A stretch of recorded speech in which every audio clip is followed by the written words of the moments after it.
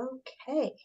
Well, welcome everyone on this beautiful day. I'd like to greet everyone, and I hope everyone is ready to learn so much today about cottage food. Welcome to all our friends, all our SBDC clients, and welcome as well to our friends at the Berwyn Shops. I think I have just one more person in the waiting room. Here we go.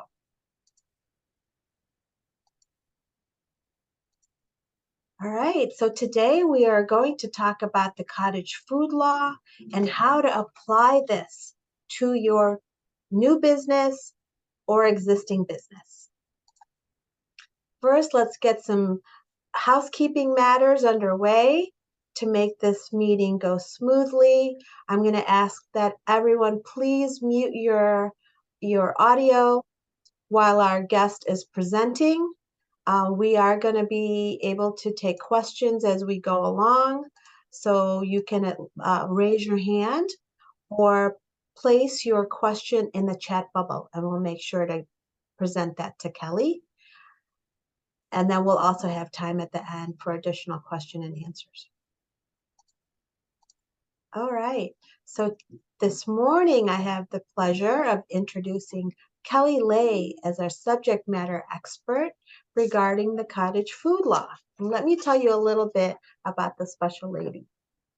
Owner of Meadow Lane Farm, a cottage food business specializing in locally grown or foraged jams, syrups, and infused honey, Kelly Lay originally got her start in cottage food as an illegal baker, believe it or not. She was selling cakes to fund her dream of buying a dog. I believe it was a golden retriever. But of course, she didn't know at the time that baking from home, selling to the retail market was illegal. But so after a hushed warning from another baker about lawyers and illegal baking, Kelly dove in to changing the rules.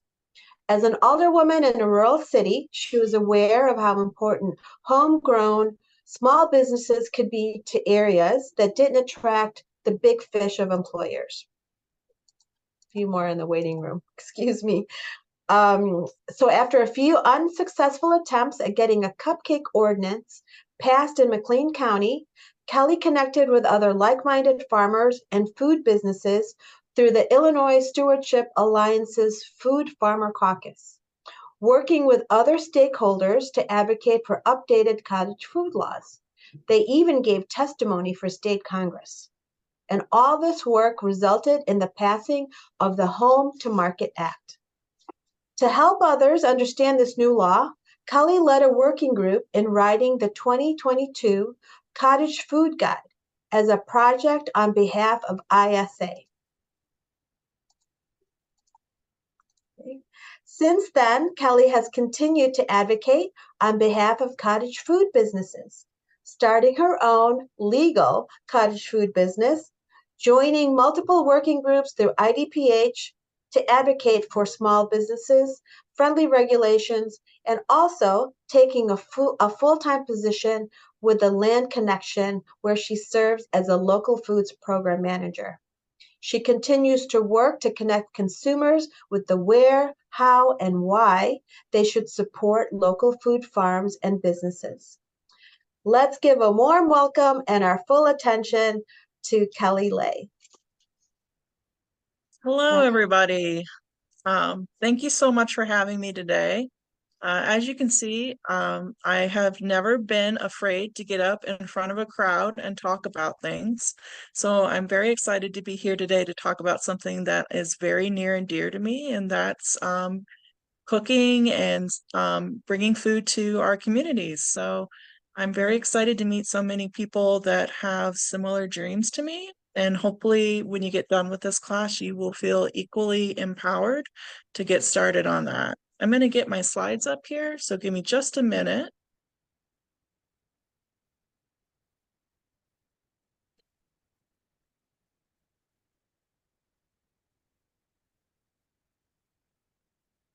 All right. And if you could just let me know when there's questions, it's a little hard to see it while presenting. That would be lovely. Sure, I'll take care of that. Perfect. All right, so cottage food. We're going to go over kind of three big things today. Overview of the current cottage food law. Then we're going to really deep dive into the kind of specifics of how that applies to your own food business or how you might get started as a cottage food business. And then I have a lot of resources and I'm going to share these and then I will send them in an email and we can get those forwarded out to you. And a lot of these are in the cottage food guide as well. So there's like slides and slides of resources as well. And again, that was a lovely introduction. Thank you so much. You can see a couple of the working groups that I'm involved in right now. So it's not just cottage food. If you do have questions, you're always welcome to reach out. But I think that growing smart small businesses in Illinois is super important, and I work very hard on that. So let's get into the cottage food law. So if you're not familiar with what cottage food means, like not a lot of us think of ourselves as living in a cottage. Cottage food business is a food business based out of a home kitchen. And the key thing is that it's producing a non-hazardous products for direct sale. And I'm going to get into why that statement is the core component. The original law was passed in 2012 in Illinois, and that only allowed a really small list of products. It essentially was some very limited baked goods, canned jams and jellies, water bath only. That law was updated in 2017. It switched from saying you can produce this very small list of things to saying that you cannot produce this, but as long as it's not on the do not do list, you can do it. So that's a big change. That allows a lot more things. If you can dream it up and it doesn't say specifically that you can't do it, technically it should be allowed. That change drastically expanded product options and new opportunities for Illinois farmers and producers to sell outside of a farmer's market. It also had some very specific caveats and carve outs for farmers only that really didn't allow as many options for those of us who don't farm. So the Home to Market Act is the most recent cottage food law, and it broadly expands cottage food sales to all direct to consumer sales. So as long as you or a representative of your business is selling to the consumer of that product, you're under cottage food. That does not cover third-party sales. So the most common question we get, I want to sell to, like I make cookies and I want to sell to a coffee shop and then they're going to resell them. That's not cottage food. So that's an important differentiation there. You have to sell direct to consumer. There are some carve outs for when you make the sale, but the delivery happens maybe a little bit after that. So you can sell online. And that was made so that if you want to sell on Etsy within the state of Illinois, you could do that. Technically, the sale is happening between you and the consumer, but the delivery is happening through the post office. So it's not, it's a little bit of a technical carve out. The Home to Market Act also adds and clarifies food safety measures that allowed us to do things like fermented hot sauces or a bigger range of acidified products, cheesy breads, and allowed us to do dairy in our baked goods. So this sometimes it's like the buttercream exception is kind of how that's termed. But prior to this, you couldn't have dairy that was not cooked, so you could not have buttercream frosting because butter needed to be cooked. This also probably the most impactful thing that the Home to Market Act did was change the regulation from being adopted at a county level, where there was a lot of variation county to county and even city to city. I know Chicago was very much a patchwork of how they adopted things to a standardized regulation across the state. So IDPH, which is the Illinois Department of Public Health, approves standard applications, standard supporting paperwork, and inspection forms. Now, a few years post this getting implemented, I think it's still maybe not perfect across the whole state, but it is a lot better. And that is the standard that we should expect. All right, so let's talk about kind of what you have to do to get a cottage food. And we're going to go back to this when we get into how this applies to you directly. But very broadly, this slide is kind of like the cottage food application. So a certified food protection manager certificate, a menu of your products, a set registration fee, and there's a cap to how much that can be. You need to provide sample product labels. It's not for every single product, it's for categories. So if you make a chocolate cake and a lemon cake and a white cake and a cinnamon cake, you only need to provide an example of your cake label. And that kind of sets the tone for how all your labels will look. But if you're going to make pies, you would need a cake and a pie label, if that makes sense. There's a specific home safety checklist.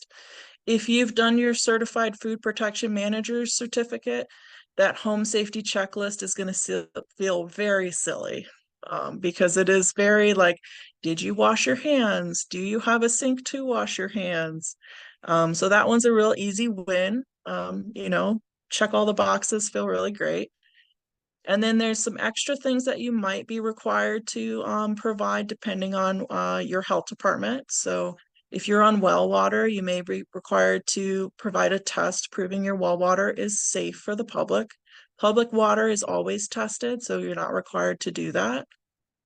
Sample signage, that's just proving that you're going to have this statement at the very bottom of my slide. This product was produced in a home kitchen not inspected by a health department that may also process common food allergens. You can see that I say this a whole lot. That's a very specific boilerplate statement that you're going to see on all your labels and all your signage. That's all they're looking for with that sample signage. And then there's some extra things that you would do if your products indicate that you need to do. So if you had an acidified or fermented product, you might be required to do a specific safety plan that's specific to cottage food. If you were making products that contain tomatoes, you may need to pH test for each recipe. And if you were using a USDA recipe, you could potentially bypass either of those. We'll talk about how that works. Kelly, So you excuse can me, see, I have a question. What is uh-huh. the cost for the Certified Food Protection Manager certificate? Um, I think right now there's currently 5 certified national online companies where you can take the test. You kind of have to shop around. So there's not always a standard set price. The Certified Food Protection Manager's certificate is good for 5 years. So you only take it once every 5 years. I most recently took it and I think I paid $100. Um, I would strongly recommend you can take it for cheaper if you just take the test and you do not take the course along with it. But I would strongly recommend, I have now taken that test 3 times, and I have always taken the 8-hour course. It's a really great refresher, even if I mean, I helped write the guide and I helped write the law. I still take the refresher course. So you pay a little bit extra for the refresher course, and then you pay for it to be, I forget the term, but essentially like administered to you. So that if you're doing it on like a laptop, they literally make you lift the laptop up and show them the whole room to make sure there's nobody feeding you answers, things along those like proctored. It has to be proctored. Okay, Um, thank you. I have never seen it go for more than like 125. Sometimes you can get deals where it might be, if you can get it proctored locally, maybe down to like $75 to take. Okay, Um, all right, good so to somewhere around there. If you think about that cost more as a 5-year expense, it doesn't seem as expensive up front. Okay, great, thank you. Mhm. All right. So we do have some really good first year data from cottage food operations or CFOs.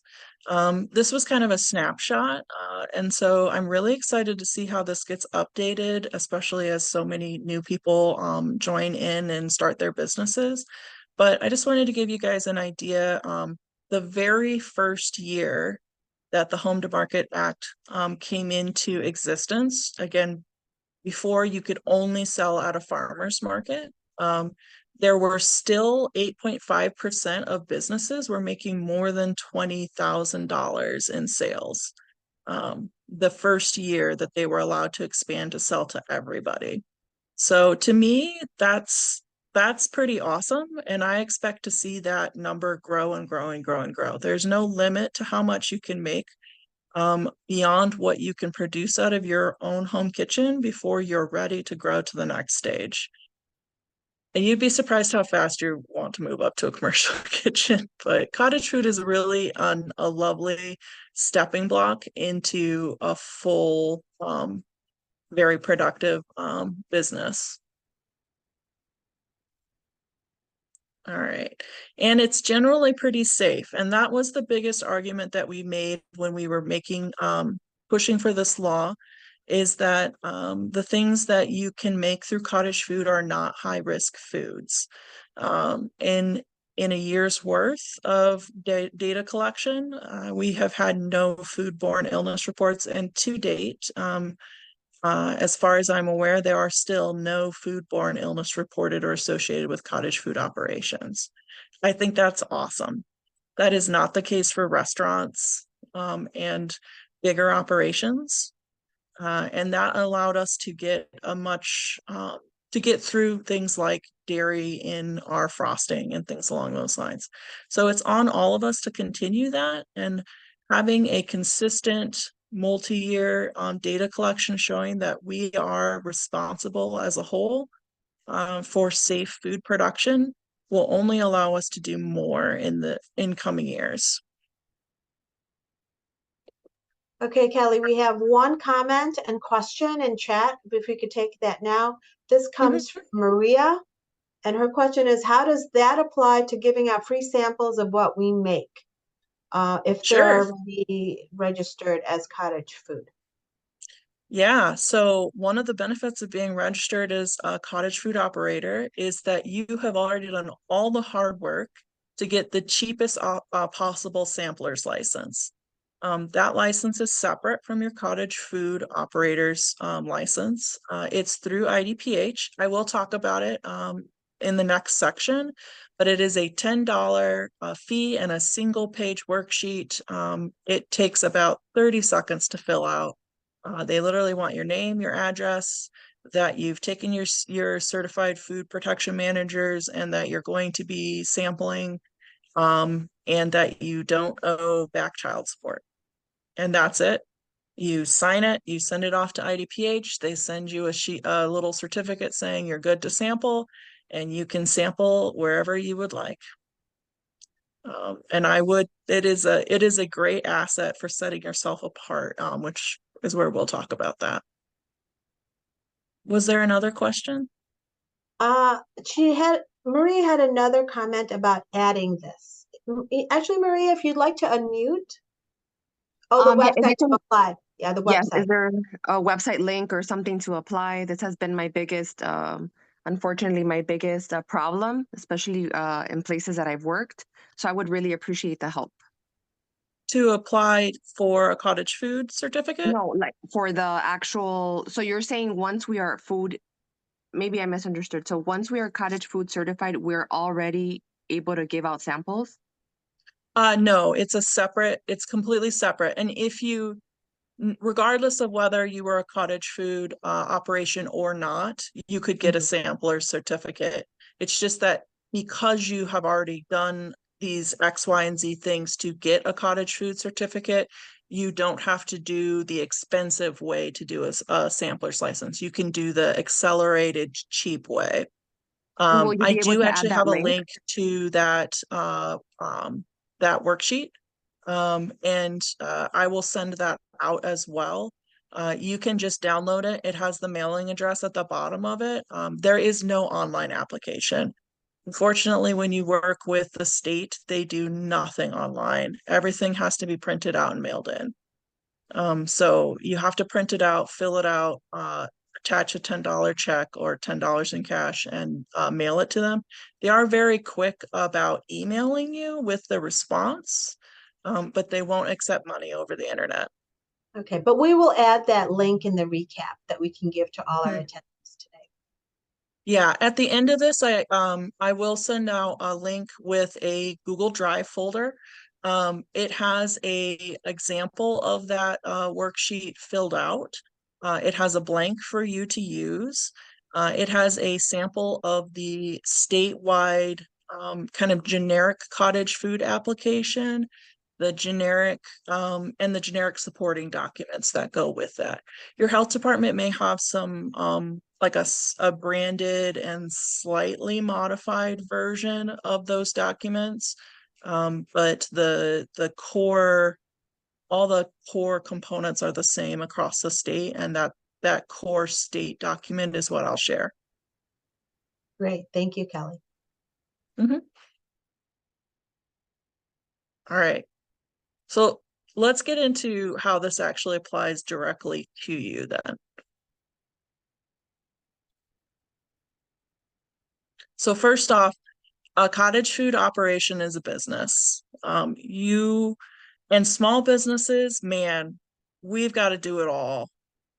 So when you get started, not only are you going to be doing all the cottage food things, and there is, I can give you lots of resources, and we're going to talk a lot about the cottage food, but I definitely recommend really strongly that you also seek out resources for your taxes, for financial planning, marketing and public relations and social media, insurance. I will have some resources for those. And the SBDC is honestly where I would send you. But those things, they're pretty universal across businesses, and it's no different for you. You do need to think those through. Sometimes I run into people where they think because it's the littlest business, that they don't need to worry so much. And the last thing you want to do is get to next year for taxes and then realize that you have business taxes to file and you're not quite sure what that means. So being thoughtful consideration prevents a lot of thoughtless labor. So starting out with there, and you can have employees as a cottage food operator. That's kind of always wild to me, but if you want people to come into your home or to help you sell, you can definitely have employees as a cottage food operation. Now, what makes cottage food maybe a little bit unique from other businesses? The regulation, especially local regulatory hurdles that you'll have to navigate, they're different. The system has only recently started to get set up for us. So sometimes we have to be able to say, this is the law, and we have to know who we can talk to get questions answered, because it's not always the case that your local regulatory bodies will understand how to regulate you. And so being your own advocate is really important, and that can be its own kind of unique need for your business. Food safety in your home kitchen is different from food safety in a large commercial kitchen. Planning for growth is a little different when you start where we are. We have the benefit of being able to grow so organically. Your business can start from a very small investment without ever needing really traditional loans or bank investment and grow into a profitable, stable, large business. And I think that's amazing. A lot of food businesses that jump directly into large loans and huge investments have really high failure rates. And I have not seen that necessarily. And I'm hoping that the data will hold true on that. But I think that cottage food allows such a great organic, natural building that we don't run into those pitfalls as much. But that means that you need to be planning for growth. It also means being a part of your community really matters because those people get you, right? Um, so that's going to be a big resource for you. And then your product decisions are just a little bit different, deciding what is cottage food and when you want to jump the line and move out of cottage food. A lot of times that's determined really by what products you want to make and who you want to sell to. So let's talk about that food safety because, man, that is the thing that makes cottage food work. Um, when we talk about food safety with the health department, it's our biggest tool in making sure that we can do things the way that we want, that we have the ability to cook from our home kitchen and all of the flexibility that that allows. Cottage food is based off of the idea that the risk threshold. So the likelihood that out of every single cottage food operator in the whole state, somebody out there is maybe not cooking in a kitchen that's all that clean, or maybe they, don't really believe you can get sick from food, that person can't affect that many other people. So we've all seen recalls in food. I know bagged lettuce. This is really sometimes shocking to people, but bagged lettuce is like the most dangerous thing you can buy from the grocery store. As far as like how often it has recalls. And so if you as a cottage food operator make something, everyone that you sold it to knows exactly where they got their food and who made it and what kitchen it came from.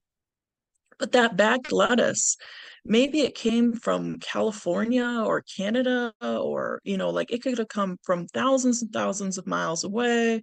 Could have been the work of 5 different factories, and 3 different production facilities, and gone through so many different chains of custody. And so the impact that it can have is much, much broader because maybe it's been distributed across like 6 different states. Um, so the rules around what you can do with bagged lettuce are inherently going to be a lot more strict. And we get to push back and say, we don't need to follow those super strict bagged lettuce rules necessarily because we're not going to impact 10,000, 1 million people. At most, our impact is going to be our immediate community. And it's easy to come back and say immediately, you shouldn't be doing that. And as we saw in that slide earlier, ultimately, cottage food operators really don't put their community at risk. So that risk threshold, you kind of have to keep that in mind. And when you think about, I should be able to do, remember that the law was not made for you. The law was made for the person who won't do it the right way. And sometimes that's like, you know, hard for people to accept, I guess, from like pumpkin pie. I really want to be able to make pumpkin pie. I make pumpkin pie every year, never ever had a problem. But statistically, a lot of people make pumpkin pie and hurt somebody. So we're not allowed to make pumpkin pie. That's that risk threshold. And that's what we negotiate with health departments. And that's why when we are consistently safe year after year after year after year, we can come back and say, you know what, cottage food should be able to make pumpkin pie. And we have the statistics to say that that can happen. So you're going to learn about all of that in the Certified Food Protection Manager's license. And that, if you do all that, that's going to help you decide what products you can and can't do for cottage food. I think that it's important to take a look at that because sometimes when you look at what can I do, that's, a hard question. That being said, I am not the person to curb your creativity. I sell a product made from fermented pine cones. Please get out there and be creative and push the boundaries because I believe you guys are super, super safe. So if law does not say you can't do it, push to be able to do it because at most you just have to get a pH test for it. I do want to add that your fermented pine cone honey or syrup is delicious. Yeah. I exist to make the health department irritated.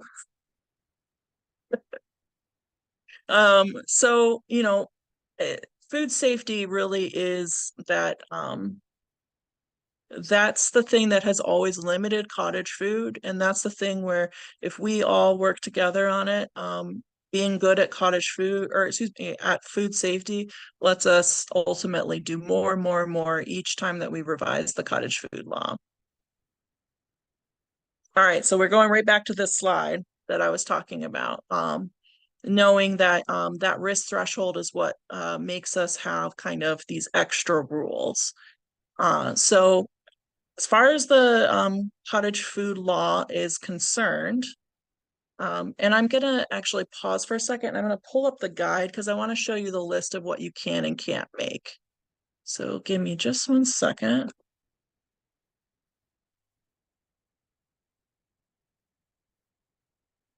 If you're not familiar, this is the cottage food guide. It's 44 pages of information. There's a lot going on in there, but we tried to be as concise as possible and also as complete as possible. All right, so what can you make under the cottage food law? This is the list of things that you cannot make. You cannot make anything that includes meat, poultry, fish, seafood, or shellfish. Dairy, unless it's an ingredient in a non-potentially hazardous baked good or candy, or as an ingredient in a baked good frosting such as buttercream. I'm going to come back to that. Eggs, except as an ingredient, again, in a non-potentially hazardous food, including like dry noodles, or as an ingredient in a baked good frosting such as a buttercream, if the eggs are not raw. That's to allow meringue powder, if you're not aware. Pumpkin pies, sweet potato pies, cheesecakes, custard pies, cream pies, and pastries with potentially hazardous fillings or toppings. There is a workaround, and I'll come back to that, but essentially that's because those things are wet. And so it is hard to keep them safe. Garlic and oil, or oil and infused with garlic, except if the garlic oil is acidified. Low acid canned foods, sprouts, cut leafy greens, except for cut leafy greens that are dehydrated, acidified, or blanched and frozen. Cut or pureed fresh tomato or melon, dehydrated tomato or melon, frozen cut melon, wild harvested non-cultivated mushrooms, alcoholic beverages, or kombucha. So the theme here is that the things that you can make need to have a low water activity or a high pH. You can achieve those goals a couple different ways. Dehydrating or baking removes a lot of water, or adding sugar or vinegar increases the pH a lot. When you have too much water and not enough pH, you grow bacteria. And so these products are, for the most part, anything that is not on this list is not really going to be need to be refrigerated or be at a high risk of growing dangerous bacteria that causes foodborne illness. Now, your health department can come back on you and say, that's not necessarily in the list, but we would like you to refrigerate it. That we feel that that is probably a medium risk. That's a little bit more. We're not going to ban you, but we're going to ask a bit more from you. So there is that. You can push back and say, I have a pH test or a water activity test from a lab. I have a list of labs. I will share them. That says that this is safe. If you have that, you're good to go. So again, you're looking for a low water activity or a high pH. That can happen from baking. It can happen from dehydrating. It can happen because you added a lot of sugar. It can happen because you added a lot of vinegar or another acid. Okay, we had another question comment Mhm. in the chat. Okay. In regards to cream cheese and cheese, Yes. because we're seeing a lot of it in cottage food. So how does that come to be?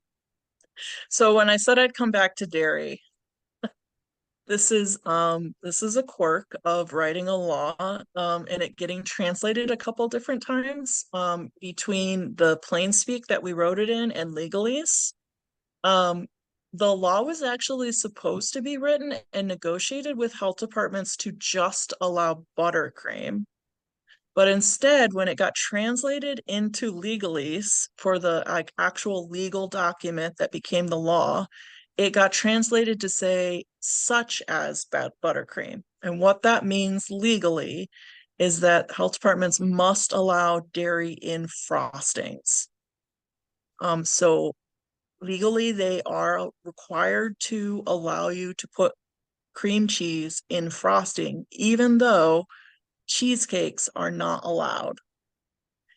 So it's a weird quirk, and it is why health departments are allowed to require that you refrigerate a product. You will be required to refrigerate a cream cheese frosting unless you can prove a pH. And honestly, a pH on a cream cheese frosting is going to be like 95% sugar in order to pass that. So a traditional cream cheese frosting will not pass the pH test. What Um, about cream cheese as a filling? you will not be allowed that because that is a hazardous filling and not a frosting. And the only exception is to allow dairy in frostings. Okay, so even though we may be seeing these items, that doesn't necessarily make it Yeah. compliant with the law. Yeah, and while the aim of this version of the law was to make the rules statewide equal, implementation has been a rocky road. And so it is always worth it to speak to your health department and ask them. The law is the baseline. If they will allow you to do it and you feel you can do so safely, I would make sure it's in writing, but you're allowed to do it. If they tell you you can't do something that's in the law, I would push back on that. But some health departments do allow a bit more than what is necessarily in the law, or interpret it maybe a little bit differently or more laxly. The important thing to remember that is if they are interpreting it more laxly, are you wanting to make large business decisions based off of something that could be changed to be in line with the law at any moment? So if they allow a cheesecake filling, your neighbor down at the other end of the farmer's market is doing cheesecake fillings. It appears the health department's fine with it. They tell you it's okay. And you start to get this really popular product, and that's like a huge part of your sales every morning. And then the health department goes to a conference and realizes that that's an incorrect interpretation of this law. And then they come back and say, no, you can't do that anymore. The only person that's hurt there is you. The health department is not going to care. Mhm. So the closer you align with the law because you understand it, regardless of what the health department tells you can and can't do, the less risk you have. That being said, sometimes they do allow things that are mind-bogglingly not allowed in the law. It's just they're not required to continue to do it just because they did it once. All right, Okay. so that's my talk on what you can do. Are there any questions about this? Because this is usually where people have lots of questions. All right. You can, if you have more questions, you're always welcome to message me on this too. I'm going to go back to. Oh, we do have a question here. Okay. What kind of insurance can be purchased to cover food businesses, and where do we find competitive pricing? I I have do a, want to add that the WBDC maintains a great database of subject matter experts and insurance providers. So please reach out if you're not oh, already working with an insurance provider. And a follow-up to this, Kelly, is if you are, not so aligned with the cottage food law, making, those cream cheese filled pastries and whatnot, how will that affect your insurance, or will it? I would assume your insurance could come back on you, but I'm not sure. It would be a conversation maybe to have with them. Mhm. Okay. And so the question, what kind of insurance uh, should we seek for this type of business? There are specific food business insurance. I do know the SBDC has a better listing. The insurance provider that I use personally, and I know a lot of farmers market vendors use, I have a link to at the end of this presentation, is FLIP. It's food liability insurance policies. They specifically insure cottage food as like a niche product. But you can get it this insured as a small business. There are food writers, so you can walk into your insurance provider. The important thing that I usually look for in insurance is that they do not charge me for a certificate uh, of insured. And what that means is when you go to events or a pop-up or you're out at somebody else's location, oftentimes they will ask for a certificate of insurance that lists them as also covered under your policy for that event. Your farmer's market might require that. More traditional insurance products often charge you for that. You know, as a cottage food operator without your own brick and mortar location, you're likely to go to a lot of events or different events and need a lot of those. That can add up really quick. So for me, I want coverage in case I'm sued. I want coverage for products, and I want coverage for that certificate. But what you'll want for insurance is really specific to your business, and the SPDC is a great resource for that.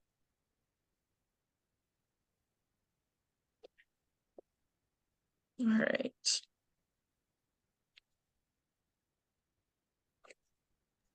I have a question.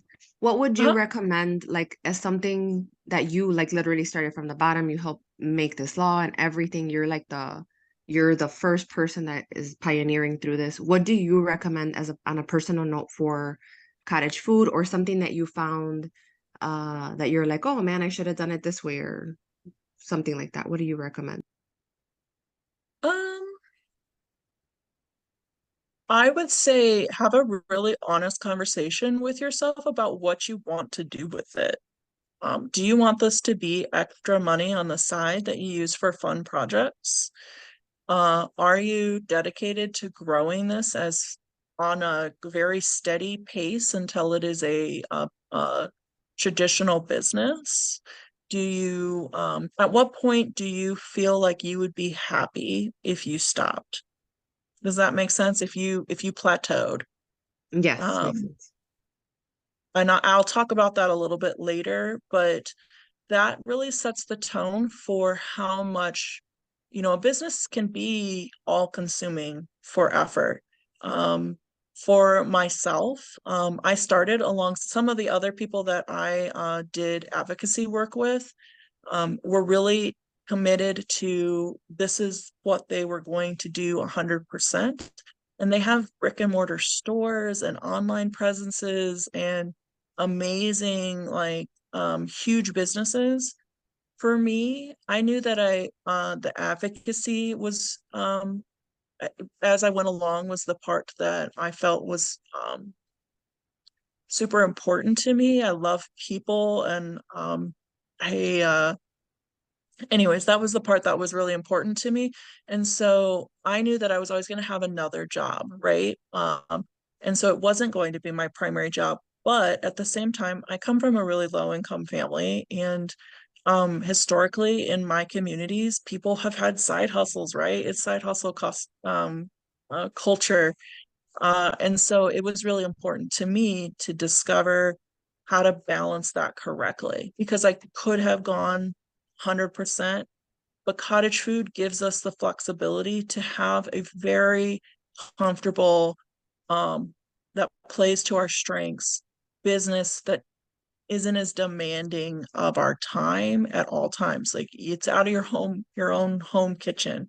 You're not beholden to anybody else for scheduling time when you're going to cook or anything along those lines. So a lot of my products are even shelf stable. So I can choose and pick when I have a 3-day weekend and I want to go to an event, or When there's most of my products are made from purchased from small farms. So like if I didn't forage it myself, I know the farmer that grew it. So I can cook based on seasonal availability. Um, and I can choose when I want to sell. So understanding that investment really mattered. I never really pushed very hard into my social media game because I sell out as soon as I go to an event. So do I need that? No. Do I need to, but did I try to kill myself over it the first year, making sure I had those daily posts and engagements and all the beautiful logos and everything? Yeah. Um, so I would say if you sit down and really think about what you want, it really helps guide the rest of this. All right. Thank you So for sharing. speaking of, yeah, my pleasure. When you're ready to get going, it does help a lot to start talking to your regulators right away too, because it really would suck to sit down and decide I'm going to do this thing, I'm going to do this and this and this, I'm going to make these pumpkin pies and I'm going to make these cookies and I'm going to do sell it out of my home and I'm going to have everybody come park in front of my house to pick up their products and take your tests and invest in all your social media and set up a tax accountant and the whole 9 yards, and then go talk to the health department and discover you can't do pumpkin pie and your town does not allow any small business to have parking on street in front of residential homes. So a lot of this has to happen kind of coinciding, but definitely go at least feel out the waters. That will help you make smart decisions. Maybe instead you talk to a friend and you set up a pickup location that's at a commercial operation where people can come and park. You pick out products that are smart. So if you talk to your health department early, you'll get a really good feel. There are certainly health departments, Lake County, Peoria County, that are awesome, like super, super supportive. There are counties that have maybe a bit more of a strict reputation or a standoffish reputation, and that's important to know too. Like, know that you need to go find a different resource to help you navigate them. So start those conversations pretty early in the process. If you haven't already, you guys are already thinking about this, go talk to them. They're not usually as big bad as you'd think. That being said, make sure you're really clear if you are or are not selling, and make sure that your public facing social media does not indicate you're doing anything illegal. So just a personal antecedent on that, I guess. In a county near me, our county will go check your Facebook to see if you're selling before you come talk to them, which is just an awful thing to do. But anyway, so start your conversation early, but make sure that you're protected in what you have been doing, because we all have made choices. I certainly was baking when I should not have been. Um, Along with having that conversation early, understand that law. It's actually a single page. So the guide is 44 pages. The law is a single page. Um, it is not actually all that difficult to read as far as legalese. It's not. A lot of it is just, I would say a good third of it is how the health department will inspect you if you had a problem. It's pretty straightforward. If you read the law, the guide makes a lot of sense. If you don't want to read the law, definitely try to read through the guide.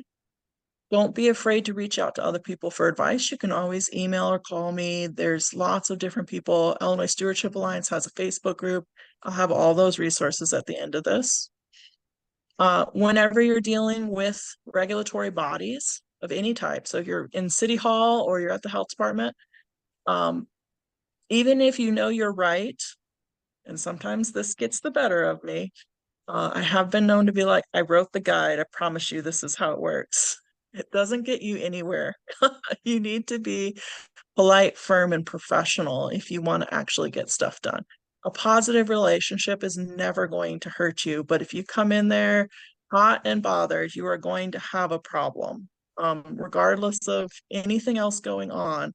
If you bring a fight, you'll get a fight.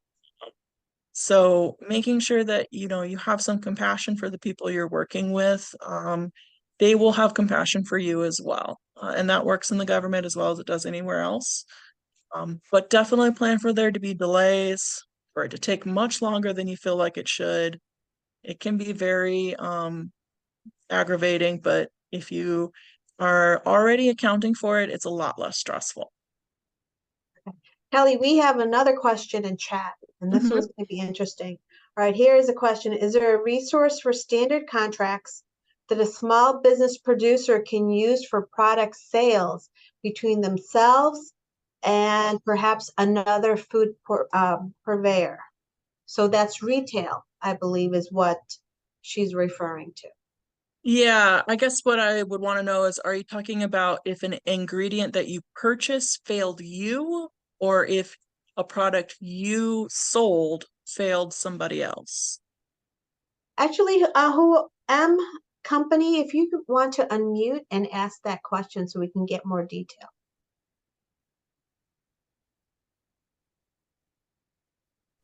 Hi, thank you for your time. So I have a juice business, and one of my contacts wants to sell the juice to their clients, and he asked me to provide him a release of liability. Okay. But I'm still at such the early stage that I was like, okay, so I started looking it up, and I was wondering, do I need a lawyer for this, or is this it, or is there a place where there's standard contracts that you can sort of like, customize and tweak, that So, just basically says that I'm selling you my product, you're not reliable for it. However, from the point of sale to where, when you deliver the item, that's going to be their responsibility. Does your friend have a store that the They juices would be sold from or at? know he's a chef, and he has a commercial kitchen that he has, but it's a little tricky with unpasteurized or raw product. So that's what I'm mhm. kind of running into.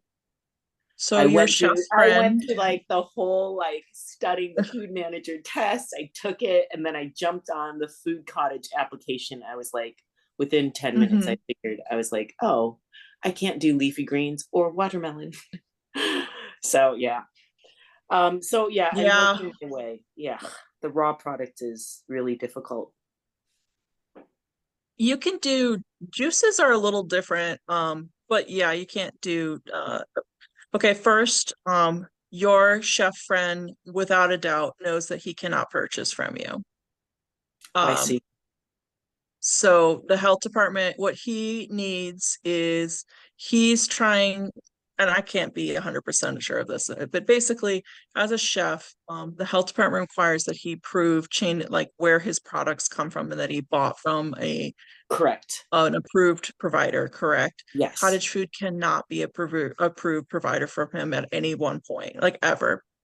So Got it. essentially, like if you signed a thing saying that like absolving him of liability, like it wouldn't work, but I suppose you could make the argument that he was saying that it was your fault that he bought from you Yes.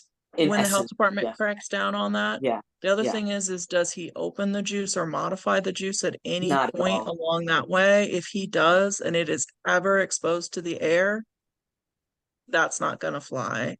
Yeah. Um, Mm. so I would say there's a lot of red flags there. Mm. That is not cottage within the bounds of cottage food. You Mhm. must sell direct to consumer. So you can sell direct to his consumers. You could open, like you could have a pop-up where you came and you set up a little table and you offered juice to his Mhm. Yes. consumers at an event Yeah. that he was Like a hosting.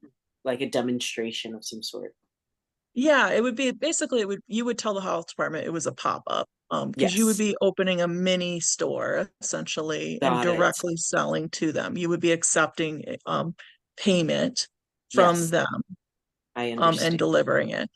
Um, but he cannot have your product and then accept money for it if you want to do cottage food. Now, if he has a commercial kitchen and you have a good relationship with him, you could discuss doing a shared kitchen operation where you then bump up. I'll talk about that in growth, planning for growth. And that's moving to the next stage. That's a big growth in your business, and I would strongly recommend at that point, yeah, you probably should talk to the SBDC and likely at least consult with a business lawyer about how you want to set that up.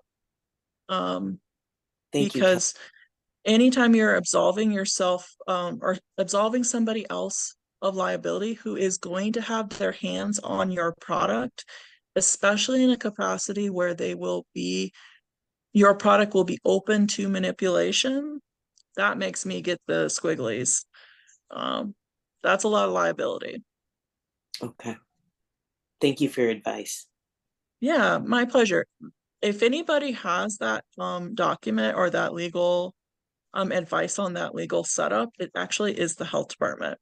So while the health department has some difficulty necessarily understanding cottage food, they are extremely competent at handling any commercial kitchen because that is their bread and butter. That is who they deal with tens of thousands of times a year. And so commercial kitchen interactions and liability between commercial kitchens and how food moves between commercial kitchens, they generally are very good and have very good advice about that for the most part. They will be the strictest interpretation of that rule. So again, across the understanding how they're regulating, but they can usually provide you at least some resources along those lines. Cheers. All right. So that segues beautifully right into planning for growth. So again, a really important thing to ask yourself is, did you want to grow out of being a cottage food business? Is this something you want to do full time, 100%, going hard all day, every day? Or is this something you want to do because it's fun and you love aspects of it and you love the additional income from it, but you don't really see it growing hugely? Maybe it's a retirement project, or it's for me, it's like extra money to make life just a little easier. I work for a nonprofit. It's not necessarily well known for being the most well-paying, but it's certainly pretty good. And when I got started in cottage food, I was a farmhand, which is way worse paying, let me tell you. Very lovely work, but way worse paying. So, what is your goal and what is the purpose of your cottage food business? What is your sustainable goal? So, where would you be okay and happy if you plateaued? And where is your dream? And really think about this, because obviously we all would love to be like the next beautiful niche small business that has been there for 50 years and the corner coffee shop that everybody goes to, or like the franchised Panera that's across the whole world, or obviously we have those dreams, but like if you really got there, where were you? Where did you go? And that's really going to help you for planning and making some of those changes when you move up in regulatory kind of tiers a little easier. So it sounds like from your juice business, and this is really common with juice businesses because the cottage food world doesn't give you a lot of room. That a commercial kitchen would be really awesome, right? It would let you do more things. It would let you start to use some of that fresh fruit in other ways. So you could start to plan right now for, start some of those conversations. What does your business look like when you have to structure your time around being in a commercial kitchen? There's a couple of different ways to scale up from commercial or from cottage food. You're going to be moving into a commercial kitchen. So that's a regulated kitchen by the health department. It is not usually in a home, although it can be. You can think of it as an industrial kitchen. Restaurants always have a commercial kitchen. A lot of times churches have commercial kitchens, so it's not necessarily just a restaurant.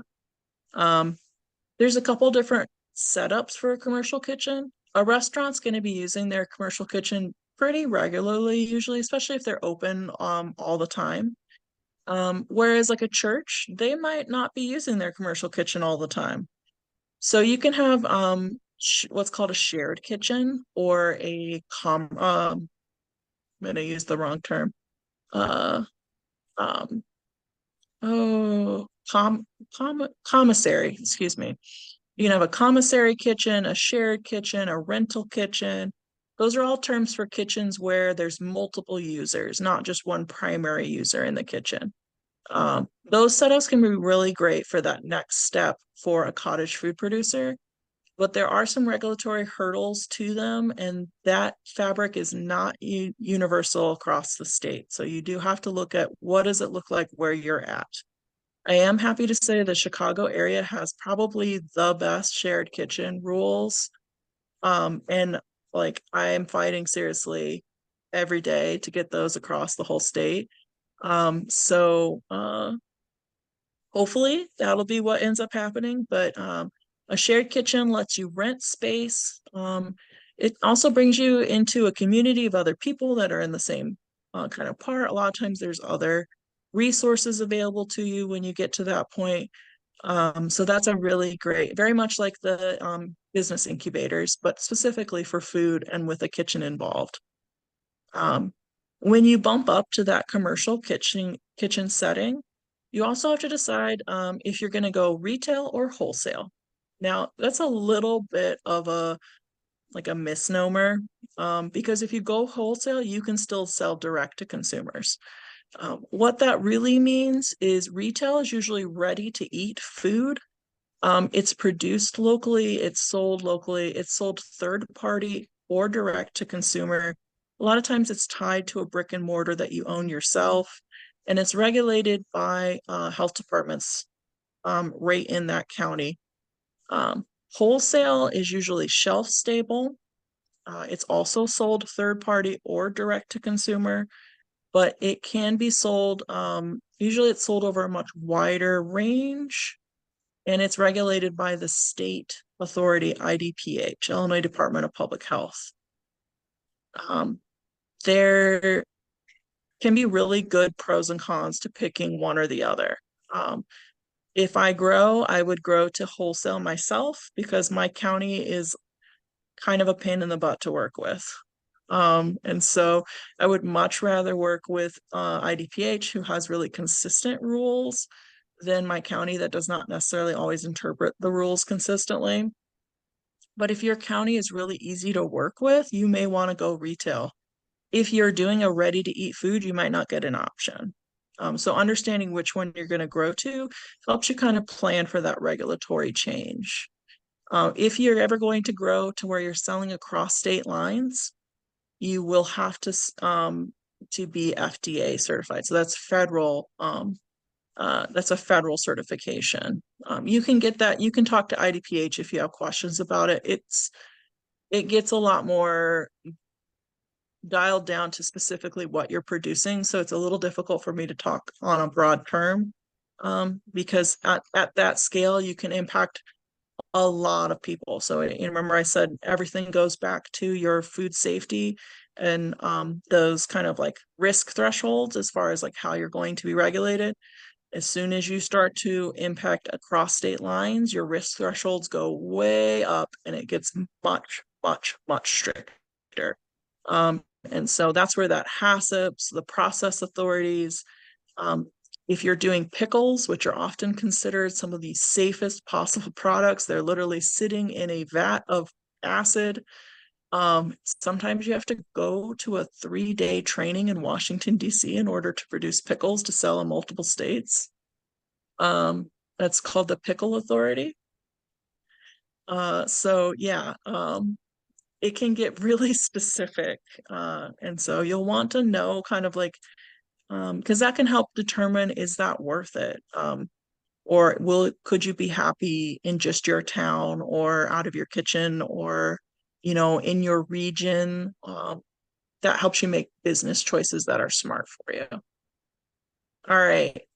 So I mentioned community several times. Your competition is not your other cottage food vendors. It does not matter if they're using cream cheese filling in something and doing something that they shouldn't. They're not your competition. Your booth is your booth, your business is your business. Have a positive relationship with the other people who are facing the same challenges, and you will reap so many more rewards than picking at the things that they're doing that they shouldn't be doing, because you're probably doing things you shouldn't be doing either. And if you are able to talk with each other in a positive manner, you all would do better. That is one of my biggest pieces of advice. I have never regretted making friends with the people who do the exact same thing that I do for a business standpoint. And we have never had a problem selling our products, because in all honesty, the market share that we have, we're not going to meet. The demand is out there. The restriction on your business is not that somebody else is selling. It's that people don't know about you. People don't know why they should buy from you. People aren't attracted to what you're selling. It's not the people around you. So if you can improve yourself, you'll do way better. And those people can really help you improve yourself. Right. So crowdsourced answers, those local connections can help you. I often pass along sales opportunities that don't work for me. Or if I hear somebody wants something that I can't do, I'll pass it along to another cottage food business. All the changes, every single possible opportunity afforded to cottage food has happened because cottage food vendors got together and worked together. Multiple voices I wanna, together have yeah, so much more impact. excuse me, one second, Kelly. We are running a little long, Oh, so I'm I so know, sorry. I'm a yeah, that's talker. okay. I know. I totally lost track of time too. We're going to continue, but if those of you that need to be somewhere right now, go ahead and hop off. We will continue recording. We will finish this presentation, and then you can catch up when I send you the recording. All right, not to worry, as well as all the resources that Kelly previously mentioned. All right. Yeah, I am close. The resources I'll just send it as a big pack. They'll go really fast. So Okay. I apologize. I get No really worries. No excited worries. about There's just so this. much So I information. apologize. All right. So like when we all get together, we make a lot happen, and that really matters. And then those shared experiences, if you're having a problem with the health department, probably everyone else is too. And if you all get together, you can get a lot more solutions through than if you didn't. All right. And then just a few extras. If like in that regard, that other cottage food people are not your competition, your real competition is often yourself. So what can you do to make sure your products stand out from the crowd? There's I personally use an Illinois product certified, so I get this really beautiful little logo I could put on my products. I can talk to people. I have the selling point when I'm talking to my consumers. I can say, everything you see here, if I didn't pick it, forage it, grow it myself, I know the farmer that did it. So it's that connection to local communities. Maybe for you, it's the quality, like this is what I would feed my own family. And so this is what I'm here to feed you. You have this awesome selling tactic that it's you. You're the person, right? You're right there. How often do we get to talk to the person who is the end all be all of a business? So sell it. Like that's great. You can also sell, there's other certifications for your ingredients. Maybe you use organic ingredients, or you buy from veteran farmers, or certified naturally grown or regeneratively grown ingredients. There's lots of stuff happening in Illinois and ag. A little partial to ag, so I have to say that I'm a little biased there. The other thing is like, don't be afraid to enter this local county fairs. A lot of times you can enter fairs that you don't live in that county. So like you can go out to a rural county and enter their county fair and then win a blue ribbon for your product, and then you can say it's blue ribbon winning. So Yeah, great I actually marketing entered a tool. whole bunch of products in county. Yeah, in Bureau County and won. Like so I have like I don't know, like 20 different Yeah, products that are blue ribbon winning. right. You can also enter the state fair. The state fair has really good prizes, like $100, $200 for a jam or things like that. you should get a sampler's license. You need to connect with your consumers, right? And the best way to do that, if ever you're not sure, Costco, Sam's Club, these are great examples of that, man. If they want to sell something, people aren't really connecting with it, they have you try it.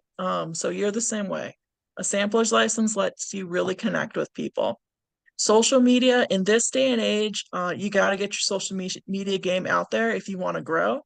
Now, I will say, depending on how much you want to grow, getting yourself out there can do just as much as social media, but you should at least have social media for contact purposes. I don't grow my business super crazily big, so now my social media is kind of like follow along with me on my journey, and here's how you get a hold of me and what products and where I'm going to be. But if you want to go big, you need to be like daily on that social media, engaging with other posts, commenting. It's however active you are, that's how often you will show up for other people. So social media consistency is the biggest thing that helps you stand out with social media, and getting good at that is its own skill. Marketing is its own thing. Taking good photos is its own thing. And then how approachable really are you for a business? Um, you know, you might think that your signage is gorgeous and you have all this information and it's all there and they can see it. And then somebody steps like 15 feet away from your selling table and nobody can read the text, right? Everything becomes a jumble. It's not visibly seeable. Your containers don't let people see what product you have. Um, so like make sure that wherever you are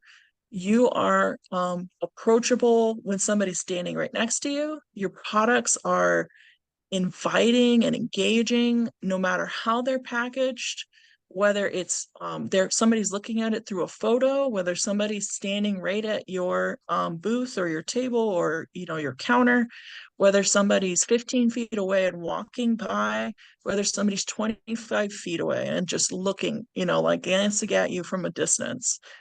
The more approachable you are, the more somebody says, "Oh, look at that," and walks up to you, the more you sell. And that just steamrolls right from there. And I have seen cottage food businesses. I work very heavily with farmers markets, and absolutely that can be make or break for a farmers market, especially. Okay. All right. We do have one question in chat, if we could address this. Oh, good. We're in the question section now. The question is, do you include your Department of Public Health registration number on your labels? I do. Yes. You're not required to make that super big. So it is in a 4-point font on mine. It has to be legible. That's the only requirement. It does not have to be visible from 10 feet away by consumers. So on my labels, I have a very consistent, clean look to my labels. I make sure that they have, the name of the product is very easy to read from very far away. And then the ingredients, if you get up there and you pick the product up and look at it, you can read the ingredients, you can read my registration number, and you can read the year that it was made. Right. So there Because was I a make question. shelf-stable products. Yeah, there was a question too, Kelly, about ingredients. So just the main ingredients need to be listed, not all your sub-ingredients. I have a lot of feels about this, and I fought a lot in IDPH working groups on it, but it is currently up to your health department to decide. You can ask for a labeling exception. So if you, especially bakers, man, if they want all the sub ingredients and you're using like chocolate chips and sprinkles and all that nonsense, your label ingredient list, it could be obnoxious. Yeah. Make the most obnoxious label that reasonably you could use, and then walk into the health department and say, I can't. This is not viable for my business. What can we do? How can we work this through? Ideally, you would have a like a idea of what the solution could be, a suggestion to present to them. But yeah, technically some health departments are requiring all sub ingredients. And the reason they do that is allergens. So if I make any suggestions to you, it's that if they are asking for all of your sub-ingredients, I would suggest that you list the ingredients and then list all relevant allergens that might be included in the sub-ingredients or in the regular ingredients, even if the allergen does not show up in your ingredient list because it's a sub-ingredient. Okay. And then do we have to include the verbiage made in a home kitchen? You have to include, yes, it's actually bigger than that. Let me go back. See this paragraph down here? This product was made in a home kitchen not inspected by a health department that may also process common food allergens. If you have safety concerns, contact your local health department. Legally, you must require that, or you must include that. That entire phrasing. Okay. Yeah, sometimes you can get a little creative with trimming it in some certain places. That's up to your health department. Mhm. But yes, you are required to essentially include that content. What I do is I have that on its own little sticker. Mm. It's like a little tiny rectangle sticker, and I slap it on the back of the product or underneath the product, or it does not have to be a part of your actual label, but it does have to be on the product. It Okay. also has to be on your signage, and it has to be on visibly apparent where your consumer is selling. So if you're selling online, like on Etsy, this needs to be either on your checkout page or on your, like, on each product page. Okay. And if you're at a pop-up event, perhaps, then that should be, this phrasing should be on a sign somewhere in your booth. Yes, yeah. It must be displayed prominently. Okay. All right. I think that is it for questions. Someone asked in Spanish, and I will translate just Oh, because yes, please. I do similar things. They asked if it can be produced in the same kitchen as soaps and candles or just food. I answered just I do this because I'm a vendor, but I'm also a cottage food certified. I believe you have to have two kitchens. Is this correct? Because I do. It's in the rules. So technically for cottage food, you can do it in your home kitchen and they do not ask you what else you're doing with your home kitchen. So by the law, you could be doing both. What I would say is I would be extremely careful that there was not cross-contamination. So that you were, Yeah, I if you're can't making, imagine that I can't imagine using the same kitchen. Yeah. yeah, But I mean, but if you're as long as you're if cleaning you're up making, the two. yeah, I mean, it'd be the same as making candles and soaps and then cooking your own dinner there. In that same kitchen. So if you're choosing to make your own food in that same kitchen that you made candles and soaps, if you clean it well enough, by all regards, legally, you could do that out of a commercial kit or out of a cottage kitchen. You cannot do that. You cannot have that crossover in a commercial kitchen. Oh, Again, that's one of those risk thresholds. sure, sure. If they I'm do it going to wrong, ask, they're not going to impact a ton of people, but right. We have one question and we're going to make this be the last. So I'm going to ask Susan you can go ahead and unmute Susan and ask your question. Hi, yes, I am the one that already sent in the application and it was sent back asking some questions. And when I asked for an exemption, because one of the packages, the sticker is only 4 inches by 4 inches, I asked for an exemption because there is no way possible to put all of the required info on it. And on the application, it stated, and he wrote back to me saying it's only when it is from like a cake display window or like a big display case that it does in fact all have to be on a label. And I'm really not sure how I'm going to do that. I would make the label with the tiniest font possible. Like fit all of it on there. Everything that you have to have on there.